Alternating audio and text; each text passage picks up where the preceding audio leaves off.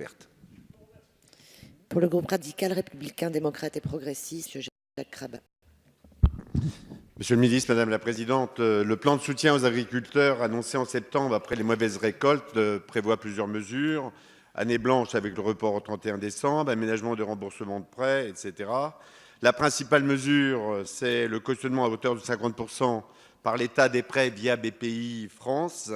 Vous venez, Monsieur le ministre, de nous le rappeler. Pourtant, les agriculteurs de l'Aisne émettent de sérieuses réserves sur ce plan et qu'il n'apparaît pas pour eux à la hauteur des enjeux. Ce qu'ils me disent, c'est ce qui serait apprécié et qui ne coûte pas d'argent, c'est de travailler à l'allègement des contraintes liées aux conditionnalités des aides agricoles, et particulièrement en ces moments difficiles. Autre sujet d'inquiétude du monde paysan, la rédaction du nouvel arrêté sur l'utilisation des produits phytosanitaires avec l'augmentation des distances minimales d'application des pesticides par rapport aux habitations. Ce projet, comme vous le savez, aurait eu pour conséquence l'inexploitation de nombreux hectares de cultures et de vignes, avec un impact économique avéré et social très important. Le Premier ministre, dans le cadre d'un arbitrage interministériel, a fait part de quelques propositions s'agissant des limites d'utilisation et de pulvérisation des produits.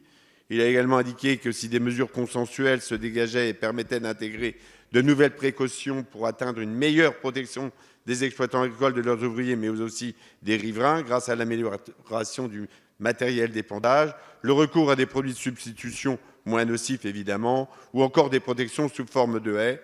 Il faudra donc bien les prendre en compte et nous les soutiendrons. Pouvez-vous, Monsieur le ministre, nous donner des précisions sur cet arbitrage que vous avez laissé entendre hier et nous garantir que les surfaces agricoles ne seront pas diminuées dans la proposition qui sera formulée pour le 8 novembre? Merci, Monsieur le ministre. Madame la Présidente, Monsieur le député, vous avez évoqué la question de l'arrêté de 2006, qui était un arrêté qui avait été pris et qui fixait des règles d'épandage des produits phytosanitaires et qui avait été, avec une demande de dérogation sur les vitesses, des vitesses du vent autorisant l'épandage ou pas, de la part d'une association de pommes et de poires qui avait déposé un recours au Conseil d'État. Résultat de ce recours, le Conseil d'État constate que cet arrêté qui avait été pris n'avait pas été notifié à la Commission européenne. Arrêté qui a été pris, vous l'avez dit, en 2006. Chacun, bon, voilà. Donc, je me retrouve à m'expliquer aujourd'hui sur un sujet qui date de 2006. À partir de là, tout a été dit. Il y a bien sûr, à chaque fois qu'on doit refaire un arrêt sur les phytosanitaires, regardez ce qui se passe aujourd'hui dans certaines zones viticoles, il faut toujours faire extrêmement attention à ce qu'on dit et ce qu'on fait sur ce sujet, parce que ça peut se retourner très vite. Donc il faut qu'on soit sérieux aussi, là encore.